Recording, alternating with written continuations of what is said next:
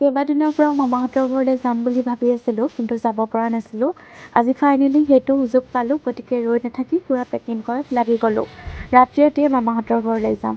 প্ৰথমতে ইয়াত ডিনাৰটো কৰি ল'লোঁ, নিজে বনাই নিজে পটাপট খাই লৈছোঁ। জোঠাহঁতৰ লগত আজি যাম সোণপোৰালৈ আৰু সোণপোৰাৰ ৰাতিটো থাকি ৰাতিপুৱাই মৰাণলৈ বুলি ৰাওনা হ'ম।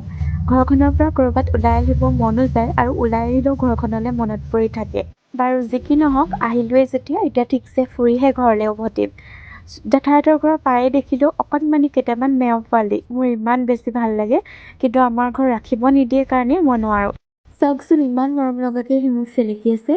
তেহেঁতৰ লগতে অকণমান খেলি শুই গ'লোঁ। ৰাতি প্ৰায় 1টামান বজাত শুই ৰাতিপুৱা 4টা বজাতে উঠিছোঁ।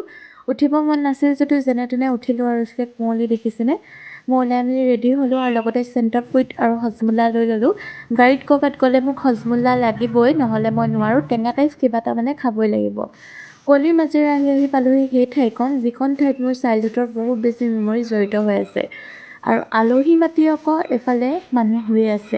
মানে বহুত বেছি জল্দিয়ে পালোঁহি, গতিকে মানুহবোৰ শুই আছে। তাৰপিছতে আমাৰ বাইদেউ উঠিলে, তাইৰ লগতে কিবাকিবি কথা পাতি আছিলোঁ। মামাহঁতৰ ঘৰত এটা অকেজনো আছে, যিটো নেক্সট ভিডিঅ'ত দেখুৱাম। আপোনালোকে ভিডিঅ'বোৰ চাব বুলি আশা থাকিল দেই।